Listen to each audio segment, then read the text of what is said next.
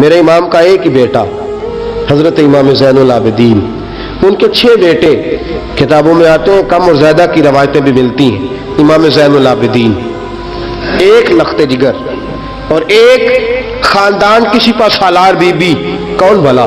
حضرت سیدہ زینب یہ جناب زینب جب پیدا ہوئی تھی نا تو حضرت علی رضی اللہ تعالیٰ عنہ فرماتے ہیں کہ حضور سفر پہ گئے ہوئے تھے، تو مجھے سیدہ فاطمہ نے کہا کہ بچی کا نام رکھو، تو میں نے کہا کہ میں نے پہلے رکھے ہیں۔ کہا حضور تو سفر پہ ہے، فرمایا آئیں گے تو نام رکھیں گے، جناب زینب رضی اللہ تعالیٰ۔ اور حضرت امام زین العابدین کی مختلف روایتوں میں مختلف عمر آئی، یہ 2 خاندان کے بڑے بچے تھے، خاندان کے یہ 2 بڑے بچے تھے۔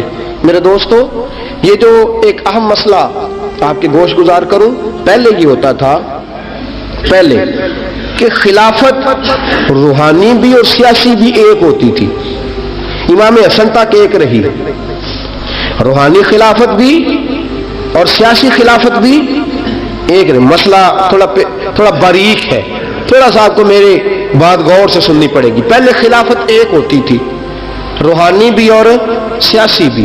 حضرت ابو بکر صدیق رضی اللہ تعالیٰ عنہ سیاسی کام بھی کرتے تھے مسجد نبی کے منبر پر بیٹھ کر، اور ساتھ ساتھ لوگوں کو روحانیت کی طرف بھی توجہ دلاتے تھے، اللہ بھی سکھاتے تھے، لوگوں کو نماز بھی پڑھاتے تھے، جمعہ بھی پڑھاتے تھے، سارا کچھ ہوتا تھا۔ جناب امام حسن تک یہ کام رہا، حضرت عمر فاروق، حضرت عثمان غنی، جناب علی مرتضیٰ اور امام حسن تک یہ سلسلہ رہا۔ پھر خلافت 2 حصوں میں بٹ گئی، ایک ہو گیا سیاسی خلیفہ جو حکومت چلائے، اور ایک ہو گیا روحانی خلیفہ جو لوگوں کو اللہ بتائے۔ وہ جو خلافت تھی نا روحانی، وہ آج تک آ رہی ہے، صوفیاء کے ذریعے، علماء کے ذریعے، نیک اور پارسا لوگوں کے ذریعے وہ اللہ بتاتے ہیں، وہ اللہ بتاتے ہیں، پھر اپنا خلیفہ بناتے ہیں، پھر وہ اللہ بتاتا ہے۔ یہ وہ ہے خلافت۔ حضرت امام زین العابدین رضی اللہ تعالیٰ عنہ کو بادشاہ وقت نے بلایا نا اپنے پاس، تو امام زین العابدین نے فرمایا میں نہیں جاؤں گا، میں جاؤں گا۔ عبد المالک بن مروان نے بلایا اور امام زین العابدین کو کہا کہ آپ کو ضرور آنا پڑے گا۔ آپ نے فرمایا اس کی وجہ؟ اس نے کہا جی وجہ یہ ہے کہ آپ کی طرف لوگوں کا رجوع بہت ہے، لوگوں کی توجہ بہت ہے، دل کھینچے چلے جاتے ہیں۔ امام زین العابدین نے فرمایا سارا زمانہ بھی میری طرف آئے، پھر میں بادشاہ کے دربار میں، بادشاہ بزرگوں کے پاس آئے تو ان کی عزت بڑھتی ہے، اور اگر نیک لوگ بادشاہوں کے دروازوں پر جائیں تو ان کی عزت گھٹتی ہے۔ فرمایا میں نہیں جاؤں گا۔ اس نے کہا کہ امام مجھے سمجھ کوئی نہیں آتی۔ امام زین العابدین سے کہنے لگے مجھے سمجھ کوئی نہیں آتی کہ بادشاہ میں ہوں لیکن راشا آپ کے پاس ہوتا ہے۔ عجیب تماشا ہے کہ لوگوں کی تلواریں میرے ساتھ رہتی ہیں، دل آپ کے ساتھ دھڑکتے ہیں۔ میں دیکھتا ہوں کہ مدینے کے بعد ایک کٹیا میں آپ رہتے ہیں، کٹیا میں، لیکن میں دیکھتا ہوں کہ سورج بھی چڑھتا ہے تو آپ کو سلامی دے کے چڑھتا ہے، اور چاند بھی نکلتا ہے تو حسین کے بیٹے کے قدم چوم کے نکلتا ہے۔ امام زین العابدین مدینے سے باہر چلے گئے، ڈیرا لگا لیا، عمر بھر اسی جگہ، نام تو علی اوس تھا نا آپ کا، لیکن زین العابدین عبادت کرنے والوں کی زینت۔ میرے امام نے خلیفہ عبد المالک بن مروان سے کہا تو باز آ جا، میں حسین کا بیٹا ہوں، مجھے لوگوں کو اللہ سکھانے دے۔ اب میں تخت خلافت پہ بیٹھ کر نہیں، میں چٹائی پہ بیٹھ کے دین پڑھاؤں گا، اب میں فرش زمین پہ بیٹھ کے لوگوں کو اللہ سکھاؤں گا۔ امام زین العابدین کو خلیفہ عبد المالک بن مروان ہوا پتہ کیا تھا؟ تھوڑی سی تاریخ بتا دوں۔ یزید کے مرنے کے بعد اس کا بیٹا آیا، وہ 40 دن تک رہا، میں نے 10 محرم کو بتایا تھا۔ اس نے کہا میں اپنے باپ کو بھی اس قابل نہیں سمجھتا تھا، چھوڑ کے چلا گیا۔ اس کے بعد حضرت عبداللہ ابن زبیر رضی اللہ تعالیٰ عنہ جو تھے، وہ کیونکہ مکہ اور مدینہ اور حجاز کے لوگوں نے انہیں اپنا امیر بنا لیا تھا، جب یزید کے بیٹے نے خلافت چھوڑی تو وہ پورے ملک کے ایک جو ہے وہ امیر بن گئے۔ ان کے درمیان ہی مروان نے سازش کی، مصر اور شام پہ اس نے اپنا تسلط جما لیا۔ مروان مرتے وقت اپنے بیٹے عبد المالک بن مروان کو بنا گیا امیر۔ عبد المالک بن مروان بڑا ظالم، بڑا خونخوار، بڑا بد تہذیب آدمی تھا۔ امام زین العابدین سے کہنے لگا کہ آپ کو آنا پڑے گا۔ آپ نے فرمایا میں کوئی نہیں آؤں گا۔ اس نے امام زین العابدین کو گرفتار کرایا۔ بہت سارے بزرگوں نے لکھا ہے، بالخصوص امام کشیری نے رسالہ میں لکھا، گرفتار کرایا، ہاتھوں میں بیڑیاں، پیروں میں بیڑیاں۔ امام زین العابدین جس طرح نکلے تھے نا کربلا سے اور دمشق آئے تھے گرفتاری کے عالم میں، اور پھر دمشق سے مدینے آئے تھے، اسی عالم میں پھر گرفتار کرایا، اور خلیفہ عبد الملک بن مروان کے سامنے جب امام زین العابدین پہنچے تو آپ نے کہا کہ تو نے دیکھا ہے نا میرے باپ کے قاتلوں کا کیا انجام ہوا تھا، تو نے دیکھا ہے میرے باپ کے قاتلوں کا، بعد آ جا۔ اس نے کہا کہ یزید کے پاس طاقت تھی، اس نے آپ کو گرفتار کرا لیا تھا، اب میرے پاس طاقت ہے، میں نے بھی گرفتار کرا لیا ہے۔ امام زین العابدین سے کہنے لگا آپ کے پاس طاقت ہے تو دکھائیے، آپ کے پاس ہے طاقت تو دکھائیے۔ امام زین العابدین رضی اللہ تعالیٰ عنہ نے فرمایا تجھے کہا چیلنج نہ کر، میں درویش ہو گیا ہوں، ایک طرف لگ گیا ہوں، ایک کونے میں جا کے بیٹھ گیا ہوں، مدینے سے باہر جا کے میں نے ڈیرا لگایا، بس مجھے اب چھیڑ مت، مجھے اپنا کام کرنے دے، مجھے لوگوں کو دین سکھانے دے، اللہ اللہ بتانے دے، تو جان، تیری حکومت جانے، تیری سلطنت جانے، میں تیرے کام میں دخل نہیں دیتا، تو میرے کام میں دخل نہ دے، مجھے اللہ اللہ کرنے دے، اللہ اللہ کرانے دے۔ کہنے لگا میرے پاس طاقت ہے، میں نے گرفتار کر لیا ہے۔ امام زین العابدین رضی اللہ تعالیٰ عنہ کے ہاتھ اور پاؤں میں بیڑیاں تھی، امام زین العابدین کی زبان سے نکلا اللہ اللہ اللہ۔ تیسری دفعہ جب آپ کی زبان سے اللہ نکلا ساری بیڑیاں ٹوٹ کے زمین پہ گر گئیں۔ امام زین العابدین کے لیے اٹھنے لگا، فرمایا بیٹھ جا زمین پہ۔ خلیفہ زمین پہ بیٹھا، امام زین العابدین رضی اللہ تعالیٰ عنہ نکلے۔ مجھے نہ کہنا روایت ضعیف ہے، روایتیں ضعیف ہوتی ہیں، عقیدے مضبوط ہونے چاہیے۔ حضرت امام زین العابدین پلٹے اور پلٹ کے کہنے لگے طاقت پہلے بھی ہمارے پاس تھی، طاقت آج بھی ہمارے پاس ہے، جب رب کہتا ہے ہم استعمال نہیں کرتے، اور جب کہہ دیتا ہے تو ہم استعمال کرنا شروع کر دیتے ہیں، بس اللہ کی رضا پہ راضی ہیں۔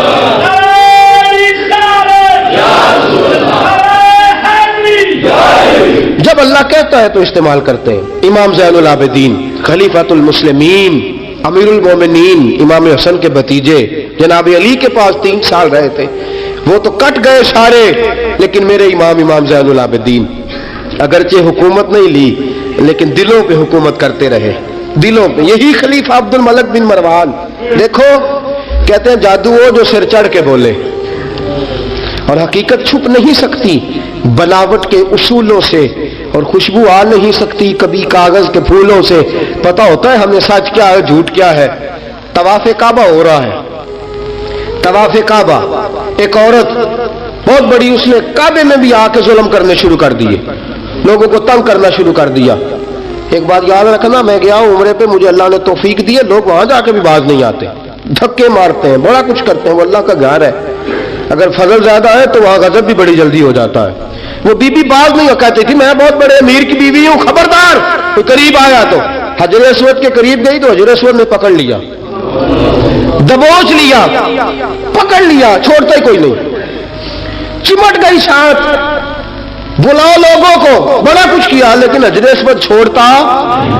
اللہ آپ کو حج کی توفیق دے، آمین تو کہہ دے، اللہ آپ کو عمرے پہ لے جائے۔ یہ حجر اسود پتہ بندے وہ جا کے بہادری دکھاتے ہیں، میں جب پڑا سٹے 5-7 بندے، میں پھر چمدا رہا بڑا چیر، ایک عقل مندی کی ہے، ایک عقل مندی والی بات ہے۔ وہاں جا کے ہمارے بزرگ تو کہتے ہیں وہاں جا کے جانوروں کا بھی ادب کرو، وہ خدا رسول کے مہمان میں دھکے دیتے رہے ہو، کوئی عقل مندی ہے، یہ کوئی بہادری نہیں۔ اگر سوڈان والے کرتے ہیں، ایران والے کرتے ہیں تو وہ جانے، ان کا رب جانے، ان کے عمل جانے، ہم تو وہاں جا کے جانوروں کا بھی ادب کریں گے، ادب کریں گے، احترام۔ نہیں موقع ملتا تو نہ ملے، میرے حبیب نے فرمایا دور سے ہاتھ لہرا کے چوم لو، حجر اسود قیامت والے دن تمہارے ایمان کی گواہی دے دے گا، تمہارے ایماندار ہونے کی گواہی دے گا۔ بی بی چمٹ گئی ساتھ، خلیفہ عبد الملک بن مروان سے کہا کہ وہ بہت بڑے رئیس کی بیوی، اب چھڑا، اب ساری زندگی تخت پہ بیٹھ کے امام زین العابدین کی مخالفت تو کرتا رہا ہے، اب چھڑا۔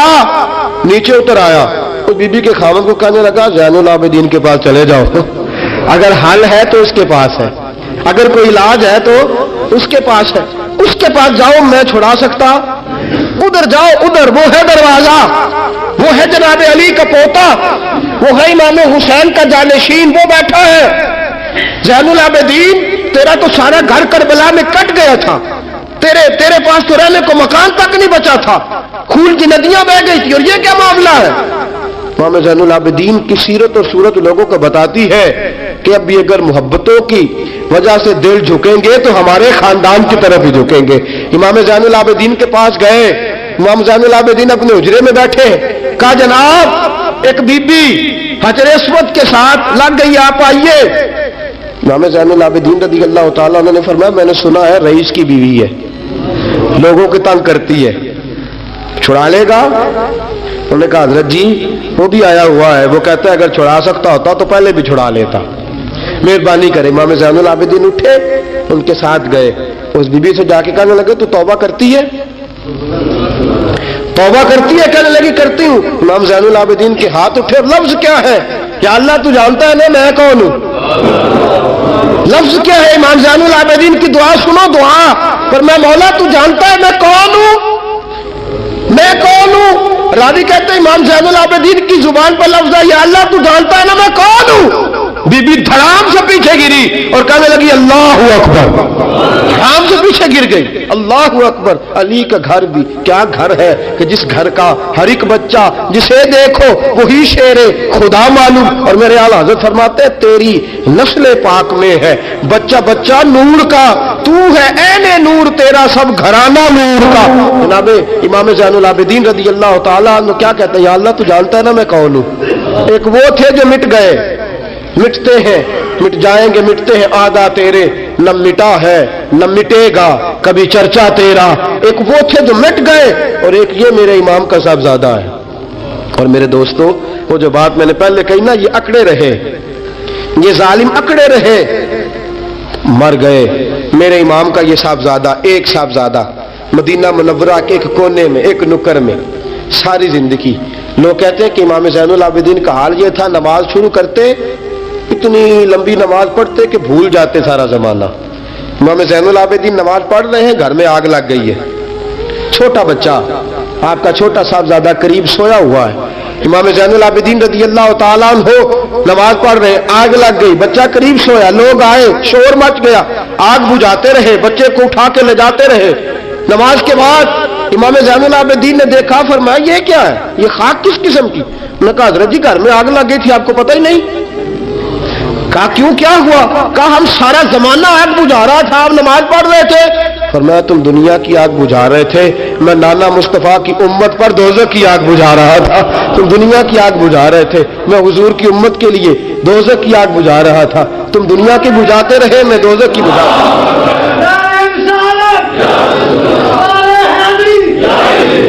یہ امام زین العابدین ہے. وہ سارے مٹ گئے. اور یہ امام کیسی عاجزی, کیسی انکساری. حضرت امام حسن بصری یہ خلیفہ ہیں امام زین العابدین کے بھی, اور خلیفہ ہے حضرت امام باقر کے بھی. امام باقر امام زین العابدین کے بیٹے ہیں, امام جعفر صادق ان کے پوتے ہیں. حضرت امام زین العابدین رضی اللہ تعالیٰ عنہ کے بارے میں حضرت حسن بصری فرماتے ہیں کہ رات کا سناٹا تھا, کعبے میں اس وقت اتنا رش نہیں ہوتا تھا, میں قریب ہی ٹھہرا ہوا تھا. آدھی رات کا وقت ایک نوجوان کے رونے کی آواز آئی, یا اللہ میرے گناہ بخش دے, یا اللہ مجھے معاف کر دے, یا اللہ مجھے معاف کر دے. وہ چیختا.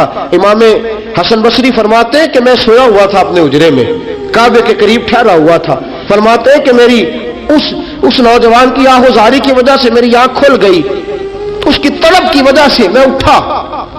اور فرماتے ہیں کہ میں نے سوچا بہت بڑا کوئی گناہگار آ گیا ہے. فرماتے ہیں کہ وہ کیا کہتا ہے, جب میں اٹھا ہوں کعبے کے قریب گیا ہوں کہ جا کے تسلی دیتا ہوں تو اس کی زبان سے جملہ نکلا, کہنے لگا یا اللہ مجھے قیامت میں ذلیل نہ کرنا, اے اللہ اگر میرے عمل اچھے نہیں تو مجھے قیامت کے دن اندھا کر کے اٹھانا, میں تیرے نیک بندوں کے سامنے کیا جواب دوں گا. فرماتے ہیں وہ نوجوان تڑپتا ہے, روتا ہے. حضرت حسن بصری فرماتے ہیں کہ میرے پہنچتے پہنچتے وہ اتنا بلند آواز سے تڑپنے لگا کہ بے ہوش ہو کے زمین پہ گرا. آپ فرماتے میں قریب گیا, اس نوجوان کے قریب گیا تو بڑی خوبصورت خوشبو مجھے آئی. فرماتے میرے دل میں خیال تھا تسلی دوں گا کہ بیٹا ٹھہر جا, میں بھی دعا کرتا ہوں, تو بھی دعا کر, اللہ بڑا مہربان ہے معاف کر دے گا. فرماتے ہیں جب میں نے اس نوجوان کے چہرے سے زلفیں ہٹائی, گرد صاف کی تو میرے پاؤں تلے سے زمین نکل گئی.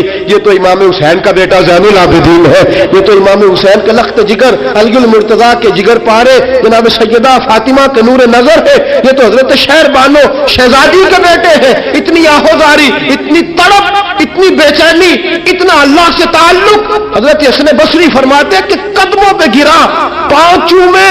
امام زین العابدین کی آنکھ کھلی تو کہا حسن بصری نہ کر, تو بزرگ ہے. تو امام زین العابدین اٹھ کے بیٹھ گئے. حضرت حسن بصری رحمت اللہ تعالی علیہ فرماتے ہیں میری آنکھ نکل گئی, آنسو میرے بہہ گئے. میں نے کہا زین العابدین کہاں سے دل لے کے آئے ہو تم لوگ, اور کہاں سے سوارا ہے خدا نے تمہارے خاندان کو.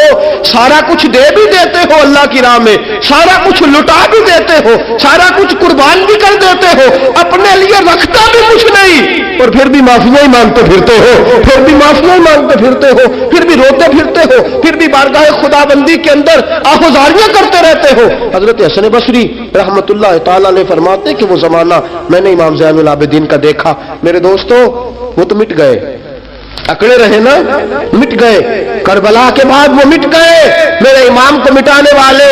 لیکن امام زین العابدین میرے امام کا ایک صاحبزادہ بچہ تھا, لیکن انہوں نے روحانی خلافت کا آغاز کر دیا. پوری دنیا میں میرے امام زین العابدین کا فیض ہے, جسمانی بھی ہے, روحانی بھی ہے, علمی بھی ہے. امام زین العابدین نے زندگی پوری گزار دی ایک کونے میں لگ کے. امام زین العابدین کسی سیاسی کام میں کبھی مداخلت نہیں. حضرت امام جعفر صادق کا زمانہ آیا تو پھر بادشاہ نے بلایا امام جعفر صادق کو, اور یہ امام جعفر صادق وہ بزرگ ہیں کہ حضرت امام اعظم ابو حنیفہ رحمۃ اللہ علیہ امام جعفر صادق کے مرید ہے, ان کے مرید ہے, ان کے خلیفہ ہیں. حضرت امام جعفر صادق کو بلایا, اور جب سیدنا امام جعفر صادق رحمۃ اللہ علیہ رضی اللہ عنہ پہنچے تو آپ نے شاندار لباس پہنا, اور اعلیٰ قسم کا جبہ پہنا, اعلیٰ قسم کی پگڑی باندھی, ہاتھ کے اندر عصا پکڑا. اور حضرت امام جعفر صادق رضی اللہ تعالیٰ عنہ کچے مکان سے نکلے, لیکن ذرا باوقار ہو کے نکلے. دربار بادشاہ, دربار خلافت میں پہنچے, اپنی کھنڈی کو, اپنی چھڑی کو ہلایا. میں کیوں بلایا مجھے؟ وہ بادشاہ جس نے کہا تھا بلاؤ ذرا پتہ کرتا ہوں کیوں میلہ لگا رکھا ہے. پھر بھی بادشاہ ڈرتے رہتے ہیں, پھر بھی ڈرتے ہیں کہ اگر ان روحانی لوگوں نے اشارہ کیا تو ساری دنیا ان کے پیچھے نکل پڑے گی. بلاؤ کیوں میلہ لگائے رکھا ہے. جب بادشاہ کے سامنے پہنچے تو بادشاہ سے کہا کیا بات ہے, کیوں بلایا تھا مجھے؟ کہنے لگا حضور غلطی ہو گئی. آج کے بعد امام جعفر صادق باہر نکلے تو بادشاہ کے واری کہنے لگے تو بڑی باتیں کرتا تھا, ڈنگے مارتا تھا, بڑھ کے مارتا تھا, بلاؤ امام کو پوچھ لیتا ہوں کیا ہوا. کہنے لگا یار پتہ نہیں کیا بات ہے, جب نہیں ہوتے تو بات نکلتی ہے, جب سامنے آ جاتے ہیں تو منہ کے اندر سے زبان بولتی نہیں ہے. جب سامنے آتے ہیں تو کیا روب ہے, کیا روب ہے. اصل اسے سمجھ نہیں تھی کہ تیری نسل پاک میں ہے بچہ بچہ نور کا, تیری نسل پاک میں ہے بچہ بچہ نور کا, تو ہے عین نور, تیرا سب گھرانہ نور کا. حضرت امام جعفر صادق باہر نکلے تو آپ کا خادم گھر جا کے کہنے لگا امام صاحب اعلیٰ قسم کا لباس, لوگ باتیں کر رہے تھے, اتنا بڑا قیمتی لباس, لوگ گفتگو کر رہے تھے. تو حضرت امام جعفر صادق نے قمیض اتارا, نیچے ٹاٹ کا لباس تھا. فرمایا یہ جو اوپر پہنا ہے یہ مخلوق کو دکھانے کے لیے ہے, اور جو اندر پہنا ہے وہ رب کو دکھانے کے لیے ہے.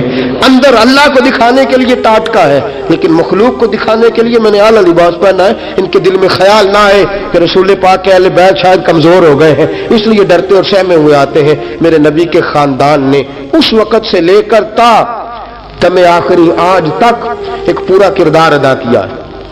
سادات کا دین میں ایک پورا کردار رہا ہے. تحریر کے معاملات میں, تقریر کے معاملات میں, تدریس کے معاملات میں سادات کا پورا کردار رہا. وقت گزرنے کے ساتھ ساتھ کبھی سید غوث اعظم کی شکل میں آئے, اور کبھی سید معین الدین چشتی اجمیری کی شکل میں آئے, اور کبھی سید علی حجویری داتا گنج بخش کی شکل میں آئے, اور کبھی یہ سید حضرت شاہ آل رسول ماں رہروی کی شکل کے اندر آئے, اور کبھی یہ سید میر عبد الواحد بلگرامی کی شکل میں آئے. یہ سادات آتے رہے, اپنے اپنے دور میں چمکتے رہے, اپنے اپنے دور میں دین کا فریضہ سر انجام دیتے رہے. انہوں نے پھر اعلان حکومت والوں کو کہا کہ ٹھیک ہے, اگر تم سمجھتے ہو کہ اس طرح ہمیں دین نہیں پھیلانے دیتے تو ہمیں اللہ نے توفیق دی ہے, ہمیں اللہ نے طاقت دی ہے, اللہ نے ہمیں روحانیت دی ہے, ہم اس روحانی طرز کے ساتھ دین پھیلائیں گے. میرے دوستو اگرچہ कुव्वत और इख्तदार भी हमेशा इन्हीं के पास रहा। करबला में जो भी आया, आप देख लीजिए ना, यजीद के 14 बेटे बताए जाते हैं, कोई भी नहीं कहता मैं यजीद की औलाद में से हूँ। इमाम ज़ैनुल आबिदीन एक ही बचे थे ना करबला में। आपको गली गली सैयद मिलेंगे, नगर नगर सैयद मिलेंगे, जगह जगह रसूल पाक की औलाद मिलेगी। मेरे दोस्तों याद रखना, जो जुल्म करता है और जुल्म में बढ़ता है वो बचता नहीं, उसका नाम मिट जाता है, उसका किरदार नफरत की अलामत बन जाता है। जिंदगी आप भी गुजार रहे हैं, वक्त मैं भी बिता रहा हूं, याद रखना, ख्याल रखना, अगर जालिम बनोगे तो मिट जाओगे, अगर जालिम बनोगे तो खत्म हो जाओगे, अगर जालिम बनोगे तो तुम्हारा नाम लेना लोग पसंद नहीं करेंगे। जुल्म का निशान बन के ना रहना, मोहब्बत की अलामत बन के रहना। अगर कभी मार भी खानी पड़ी तो वक्ती तौर पे खा जाना, थोड़ी देर के लिए मार खा के देखना। कभी कभी मार खाने में भी बड़ी इज्जत हुआ करती है, कभी कभी मार खाने और बर्दाश्त करने में भी बड़ा वखार होता है। कभी ये भी करके देखो, इसमें भी एक जायका है, इसमें भी एक लुत्फ है। मेरे अजीजों, जो जुल्म करेगा नहीं रहेगा, जो जुल्म करेगा अगर कितने भी उसकी यहाँ औलादे हो जाएं उसका नाम नहीं चलेगा। जो मोहब्बत करेगा, जो मार खाएगा, ख्वाजा मोइनुद्दीन चिश्ती ने बड़ी मार खाई, दाता अली अजमेरी ने हिंदुओं से बड़ी मार खाई, हजरत गौस पाक जिलानी को बड़ा सताया गया। ये मार तो खाते रहे लेकिन पैगाम हक पे डटे रहे। इसे मार खानी आ जाए, मार खानी, बल्कि मुल्ला रूमी फरमाते हैं जिसे कटना आ जाए वो बच जाता है, जिसे कुर्बान होना आ जाए उसे इज्जत मिल जाती है। जो बर्दाश्त करना सीख जाता है वो मोहब्बत की अलामत बन जाता है। मैदान करबला ने ये सबक दिया कि अगर वक्ती तौर पे मार खानी पड़ी तो जरा खा के देखना, लेकिन खाना हक के रास्ते में, खाना हक के रास्ते में। और एक और बात भी ज़हन के अंदर रखिए, जरूरी नहीं कि किसी जगह पे कसरत हो जाए, ज्यादा हो जाए तो वो हक की अलामत ही हो। हमेशा कसरत हक की अलामत, इत्तबिउ सवादिल आज़म वाला मामला दूसरा है, लेकिन कसरत हमेशा सदाकत की अलामत नहीं होती। यजीद के साथ थे तो बहुत ज्यादा, लेकिन कभी भी दिल के साथ उन्होंने यजीद की सपोर्ट नहीं की। थे बहुत इमाम हुसैन के साथ, उस वक्त तो थोड़े थे, लेकिन जरा आज तक देखिए कितने हैं जो इमाम हुसैन से प्यार करते हैं, मैदान करबला से लेकर आज तक। और फिर किसी ने कहा था ना, इंसान को बेदार तो हो लेने दो, हर शख्स पुकारेगा हमारे हैं हुसैन। फिर देखना सुबह क़यामत तक कितने हैं। हक के नाम पे डट जाओ, अगर तुम एक भी हुए, दो भी हुए, 10 और 12 14 भी हुए, रहना हक पे कायम रहना। मार खा के देखना, इसमें भी बड़ी लज्जत है। जुल्म से बचना, जुल्म बहुत बड़ा ऐब है, जुल्म बहुत बड़ी बीमारी है, लग जाएगी तो नामो निशान मिटा देगी, खत्म कर देगी सफ़ा हस्ती से जालिम को। अल्लाह में हर किस्म के जुल्म से बचाए, हमेशा मिदहत खैरुल अनाम में गुजरे। दुआ है ये उम्र दरूद व सलाम में गुजरे। व आखिर दावाना अनिल हम्दुलिल्लाह।